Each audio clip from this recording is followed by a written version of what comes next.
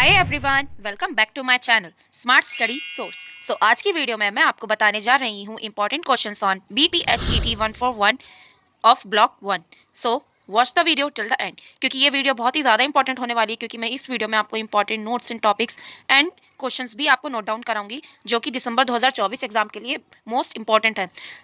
Video को and तक जरूर देखना, और अगर आप मेरे चैनल पर नए हैं प्लीज़ मेरे चैनल को सब्सक्राइब कर जरूर जाना, and don't forget to like, share and comment to my video. Let's start. हमारी यूनिट 1 का नाम है postulates of special relativity. The first point says laws of mechanics are the same in all inertial frames of reference, और इसी को ही classical या Galilean principle of relativity कहा जाता है, जिसमें सारे लॉज जो होते हैं मैकेनिक्स के सेम रहते हैं हर इनर्शियल फ्रेम के अंदर। Second point says inertial frame of reference is the frame of reference in which Newton's first law holds. An object is at rest, it will remain at rest until and unless an external force is applied on it। अगर कोई object rest पर है वो rest पर ही रहेगा जब तक कि एक एक्सटर्नल फोर्स उसको पुश नहीं कर देती और वो मोशन में नहीं आ जाती। ये था हमारा न्यूटन का first law. Thus it is a frame of reference that is at rest or moving with a constant velocity. Then we came to Galilean coordinate transformation. It is very important, क्योंकि हमारी इग्नो की books में भी अच्छे से explain कर रखा है। गैलीलियन कोऑर्डिनेट ट्रांसफॉर्मेशन हमें एक रिलेशन बताता है between positions, velocities and acceleration किसी भी ऑब्जेक्ट की, जो कि दो इनर्शियल फ्रेम्स के अंदर हम मेजर करते हैं एक यूनिफॉर्म रिलेटिव मोशन में। इसको मैं सिंपल वर्ड्स में अच्छे से एक्सप्लेन करती हूँ। जैसे कि आप लोग देख पा रहे होंगे, एक होता है ऑब्जर्वर ए जो कि प्लेटफॉर्म पर रेस्ट पर रहता है, और एक होता है ऑब्जर्वर बी जो कि एक ट्रेन में ट्रैवल कर रहा होता है, जो कि एक मूविंग ट्रेन होती है, और उसकी स्पीड, वेलोसिटी एंड एक्सेलरेशन अलग होगी, जिससे कि ऑब्जर्वर बी ट्रैवल कर रहा होगा, जबकि ऑब्जर्वर ए जो है वो रेस्ट पर है और उसके लिए उसकी वेलोसिटी और एक्सेलरेशन ज़ीरो होगा। दोनों केस में इनकी पोजिशंस भी डिफरेंट है। फिर हम बात करते हैं फिजिकल इवेंट की। फिजिकल इवेंट क्या होता है? It is something that happens at a point in space and at any instant in time. ये इसकी डिफाइन है। If you want you can take a screenshot. Then we talk about Galilean principle of relativity which says the laws of mechanics are the same in all inertial frames, कि जितने भी laws होते हैं mechanics के वो सभी inertial frames में same रहते हैं, जो कि मैंने आपको फर्स्ट पॉइंट में भी बताया था। और if they hold in one inertial frame they will hold in all inertial frame. अगर वो एक इनर्शियल फ्रेम में होल्ड कर पा रहे हैं वो सभी इनर्शियल फ्रेम के अंदर भी होल्ड हो पाएंगे। Then we came to most important points which is postulates of the special theory of relativity, जो कि एग्जाम में पूछ लिया जाता है। To states the postulate of special theory of relativity. First point is the principle of relativity, जो कि कहता है the laws of physics are the same in all inertial frame of reference, जो कि हमने अभी ऊपर गैलीलियन प्रिंसिपल ऑफ रिलेटिविटी में पढ़ा था। Then the second point says principle of constancy of speed of light. The speed of light in vacuum has the same constant value in all inertial frame of reference. जो speed of light होगी vacuum के अंदर वो same रहेगी और उसकी value constant रहेगी सारे इनर्शियल फ्रेम ऑफ रेफरेंस के अंदर। The principle of relativity, you will not be able to distinguish through any experiment whether you are at rest or in a state of uniform motion. These laws are independent of the inertial observer. इसमें हम distinguish नहीं कर पाते हैं कि अगर आप rest पर हो या यूनिफॉर्म मोशन के अंदर हो, क्योंकि ये लॉज इंडिपेंडेंट होते हैं इनर्शियल ऑब्जर्वर के रिगार्डिंग। मैं इस पॉइंट को आपको और अच्छे से ज़्यादा एक्सप्लेन करती हूँ। ये है ऑब्जर्वर ए जो कि एक प्लेटफॉर्म पर खड़ा हुआ है और ये रेस्ट पर है, और ये है ऑब्जर्वर बी जो कि एक ट्रेन पर बैठा हुआ है और एक यूनिफॉर्म रिलेटिव मोशन से जा रहा है। ऑब्जर्वर ए के लिए ऑब्जर्वर बी जो है वो यूनिफॉर्म रिलेटिव मोशन में है, एक वेलोसिटी से ट्रेवल कर रहा है और वो रेस्ट पर नहीं है। पर जबकि ऑब्जर्वर बी के लिए क्या होगा, वो तो रेस्ट पर है पर जो ट्रेन है वो एक वेलोसिटी से ट्रेवल कर रही है। दोनों फ्रेम्स ऑफ रेफरेंस में डिफरेंस आ गया है। हम डिस्टिंग्विश नहीं कर पा रहे हैं कौन रेस्ट पे है, क्या एक्सेलरेशन है, क्या वेलोसिटी है। यही चीज़ प्रिंसिपल ऑफ रिलेटिविटी हमें बता रही है कि हम डिस्टिंग्विश नहीं कर पाएंगे किसी भी एक्सपेरिमेंट से कि whether you are at rest or in a state of uniform motion. फिर हम बात करते हैं relativity of simultaneity. Events occurring at different points in space that are simultaneous in one inertial frame of reference are not simultaneous in another frame of reference in uniform relative motion. Most important है, आपको अच्छे से समझना है ये क्या कह रहा है। रिलेटिविटी ऑफ साइमल्टेनिटी ये कहना चाह रहा है कि जो भी इवेंट्स अकर कर रहे हैं डिफरेंट पॉइंट्स में स्पेस के अंदर, क्या पता वो एक इनर्शियल फ्रेम के अंदर साइमल्टेनियस हो और जबकि दूसरे ही फ्रेम के अंदर वो नॉन साइमल्टेनियस हो जाए किसी भी यूनिफॉर्म रिलेटिव मोशन के अंदर। ज़रूरी नहीं एक में साइमल्टेनियस है तो सभी में ही हो, और डिफरेंट डिफरेंट फ्रेम्स के अंदर डिफरेंट डिफरेंट उसकी साइमल्टेनिटी की प्रॉपर्टी होती है। Then question number 3 most important, please take a screenshot of this question, क्योंकि एग्जाम में भी पूछा जा चुका है और इसके हाई चांस है कि ये इस साल भी दिसंबर 2024 एग्जाम में ये पूछा जाए। Please take a screenshot of this question also. और मैं आपको कुछ क्वेश्चन टर्मिनल क्वेश्चंस के भी नोट डाउन कराती हूँ, जो कि है क्वेश्चन नंबर 5, 6 एंड 10। और ये क्वेश्चंस आपके टर्मिनल क्वेश्चंस में से मैंने आपको बताए हैं। Let's move further and then this question number 8, और इसका आंसर भी मैंने साथ ही साथ आपको गिवन कर रखा है, क्योंकि ये भी बहुत ही ज़्यादा इंपॉर्टेंट है। ये 2 to 3 टाइम्स एग्जाम में रिपीटेडली पूछा गया है, बस लैंग्वेज चेंज कर दी है क्वेश्चन की। So please take a screenshot for this question also. So यहाँ पर यूनिट 1 हमारी पूरी होती है। अब हम आते हैं अपनी यूनिट 2 पर। सो यूनिट 2 में सबसे पहले आपको पढ़ना है लॉरेंस ट्रांसफॉर्मेशन के बारे में।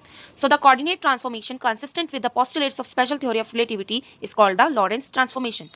और ये कुछ टर्म्स हैं जो कि आपको अच्छे से पढ़नी है, जिसमें आपको एक फैक्टर दिख रहा होगा गामा, ये लॉरेंस फैक्टर होता है, इसे लॉरेंस फैक्टर कहते हैं। और हम सेकंड पॉइंट बताता है कि we can not measure speeds greater than the speed of light. हम उन स्पीड्स को मेजर नहीं कर सकते जो कि स्पीड ऑफ लाइट से ज़्यादा होती है, क्योंकि स्पीड ऑफ लाइट की वैल्यू क्या होती है, c is equals to 3.0 into 10⁸ metre per second, और ये हमारी लिमिटिंग स्पीड होती है। इससे ज़्यादा हम एक्सीड करेंगे सो हम स्पीड को मेजर नहीं कर पाएंगे।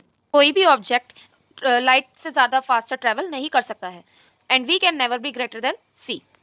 और जो अभी मैंने आपको यूनिट 1 में साइमल्टेनिटी के बारे में पढ़ाया था स्पेशल रिलेटिविटी के अंदर, वही यूनिट 2 में एक बार फिर से आपको एक्सप्लेन कर रखा है कि डिफरेंट पोजीशंस के अंदर वो इवेंट्स जो कि डिफरेंट पोजीशंस के अंदर अकर कर रहे होंगे at same instant of time, क्या पता वो एक इनर्शियल फ्रेम के अंदर साइमल्टेनियस हो और दूसरे इनर्शियल फ्रेम के अंदर नहीं हो। और ध्यान रखिएगा, जो भी चीज़ मैं आपको बता रही हूँ इस वीडियो में वो मोस्ट इंपॉर्टेंट है। सो हर एक नोट का या पॉइंट का जो भी मैं आपको बता रही हूँ आप स्क्रीनशॉट लेते रहिए, क्योंकि ये आपको एग्जाम में अच्छा स्कोर करने में हेल्प करेगा। मैंने बहुत ही ईजी लैंग्वेज में आपको हर चीज़ गिवन कर रखी है। So the next important thing is proper time and improper time में difference. So if you want you can take a screenshot of this question also. बहुत ईजी है, ईजी टू अंडरस्टैंड है, आप अच्छे से अंडरस्टैंड कर सकते हैं। Important term is time dilation, और ये बहुत ही ज़्यादा इंपॉर्टेंट टर्म है, और आप जिसने इसको अच्छे से समझ लिया वो इस चैप्टर को अच्छे से कर पाएगा। सो टाइम डायलेशन बहुत ही ज़्यादा इंपॉर्टेंट है, इसीलिए मैं आपको ये एक्सप्लेन जरूर करूंगी। It occurs when an object moves at speed close to the speed of light. जब भी कोई ऑब्जेक्ट उस स्पीड से ट्रैवल करेगा जो कि स्पीड ऑफ लाइट के बिल्कुल बराबर या उससे थोड़ी पास होगी, तो तब हमें टाइम डायलेशन देखने को मिलता है। So according to Einstein theory of relativity, जो टाइम अपियर होता है एक मूविंग ऑब्जेक्ट के लिए वो स्लोली अपियर होता है कंपेयर टू एन ऑब्जर्वर जो कि एक रेस्ट पर है। मैं आपको इसे एक ईजी लैंग्वेज में भी एक्सप्लेन कर देती हूँ। अगर आपने कभी स्पेसशिप या रॉकेट लॉन्च होते हुए देखा होगा या कभी आसमान में भी उड़ते हुए देखा होगा रॉकेट को, सो आप देख पाते होंगे कि हमें रॉकेट नहीं दिख पाता अपनी आंखों से, क्योंकि आसमान में जाकर वो एक पॉइंट पर इतनी तेज स्पीड से ट्रेवल करता है जो कि स्पीड ऑफ लाइट के बराबर या उसके क्लोज होती है। जो ऑब्जर्वर होगा जो कि अर्थ से देख रहा होगा रॉकेट को, वो इस एक पॉइंट ऑफ टाइम पे रॉकेट जो है वो श्रिंक होने लग जाता है। वो ऐसा किसे दिखेगा, सिर्फ और सिर्फ ऑब्जर्वर को, और उसकी स्पीड जो है बिल्कुल नेग्लिजिबल हो जाती है। हमें लगता है कि वो रेस्ट पर है, पर एक जो रॉकेट में इंसान बैठे होंगे उनके लिए तो वो सेम रहेगा, क्योंकि उन्हें पता है कि वो एक बहुत ही ज़्यादा स्पीड से ट्रेवल कर रहे हैं स्पेस के अंदर। सो ये भी टाइम डायलेशन कहलाता है। और ये कुछ टर्म्स हैं टाइम डायलेशन के रिगार्डिंग ही, आप इसे नोट डाउन कर सकते हैं, and if you want you can take a screenshot for this and for the define of proper length. मैंने आपको एक्सप्लेन कर रखा है लेंथ कॉन्ट्रैक्शन क्या होती है। So if you want you can take a screenshot for this also. Then we came to relativistic velocity transformation. ये इसकी टर्म्स हैं, ये इसके कुछ फॉर्मूलाज हैं जो कि इंपॉर्टेंट है यूनिट 2 में। Then we came to relativistic Doppler effect. और अब मैं आपको बताती हूँ इस यूनिट से इंपॉर्टेंट क्वेश्चंस जो कि आपको अच्छे से कर जाने हैं। सो टर्मिनल क्वेश्चन में से question number 4, 5, 7, 8, 10, 13, 14 and 12 most important questions. Example 2.2 तीनों पार्ट्स बहुत ही ज़्यादा इंपॉर्टेंट है। एग्जाम्पल 2.3 ज़्यादातर क्वेश्चंस जो हैं वो हमारी बुक में से ही पूछ लिए जाते हैं। मैंने आपको वीडियो में एक्सप्लेन भी कर रखा है। फिजिक्स या केमिस्ट्री या कोई भी पेपर हो इग्नू का, वो इग्नू से बाहर से पूछा नहीं जाता है, हर क्वेश्चन इग्नू की बुक का होता है। सो आपको एसएक्यूज और एग्जाम्पल जो कि बुक में गिवन होते हैं वो अच्छे से पढ़कर जाने होते हैं। And the next important question is SAQ 7A and SAQ 9। सो ये कुछ क्वेश्चन थे जो आपको यूनिट 2 से कर जरूर जाने हैं। Now we shall move to unit 3। सो अब हम आ गए हैं अपनी यूनिट 3 पर। सो सबसे पहला पॉइंट गिवन है the relativistic law of conservation of linear momentum holds in all inertial frame of reference. और इसी के रिगार्डिंग कुछ टर्म्स गिवन है और फॉर्मुलाज हैं। So if you want you can take a screenshot. और इस फॉर्मूले के रिगार्डिंग एग्जाम में इंपॉर्टेंट क्वेश्चंस पूछे जाते हैं। सो प्लीज टेक स्क्रीनशॉट जो भी मैं आपको फॉर्मुलाज दिखा रही हूँ। Then the relativistic equation of motion. फिर हम मास और एनर्जी के बारे में पढ़ते हैं। So mass and energy are equivalent. Anything that has a mass m has an energy E is equals to mc square, and anything that has an energy E has a mass E upon c square. So कोई भी object या substance होगा, अगर उसके पास मास m है तो उसके पास energy भी होगी, और अगर उस सब्सटेंस के पास एनर्जी E है तो उसके पास मास भी ज़रूर होगा। सो ये रिलेशन बताया गया है मास एंड एनर्जी के बारे में। that mass and energy are equivalent. So please take a screenshot for this question also.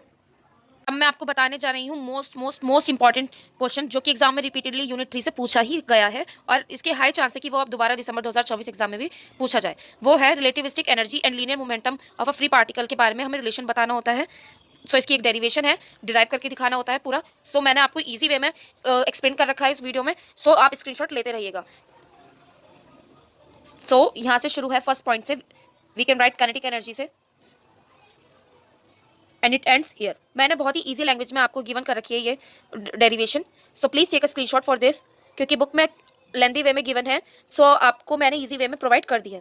Then the last thing for unit 3 is energy of a massless particle का फॉर्मूला, जो कि आपको गिवन है और H की वैल्यू भी मैंने आपको मेंशन कर दी है। सो ये थी यूनिट 3 से इंपॉर्टेंट डेरिवेशन। नाउ अब मैं आपको यूनिट 3 से कुछ क्वेश्चंस भी बता देती हूँ जो कि एग्जाम के रिगार्डिंग इंपॉर्टेंट है। And these are from terminal question, question number 2, 4, 5, 8, 9 and 10.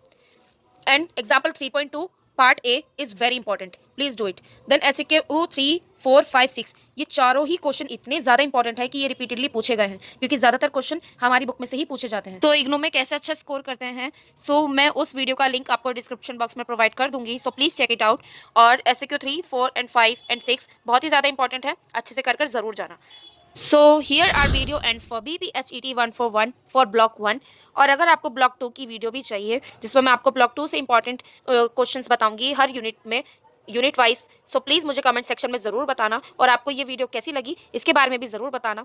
और अगर आपकी थोड़ी भी हेल्प हुई हो इस वीडियो से, सो प्लीज़ मेरे चैनल को सब्सक्राइब कर ज़रूर जाना and don't forget to like, share and comment to my video. और शेयर ज़रूर करिए अपने दोस्तों के साथ ताकि उनके भी हेल्प हो सके एग्जाम में। So I will see you soon in my next video. Till then, all the very best for your exams and thanks for watching.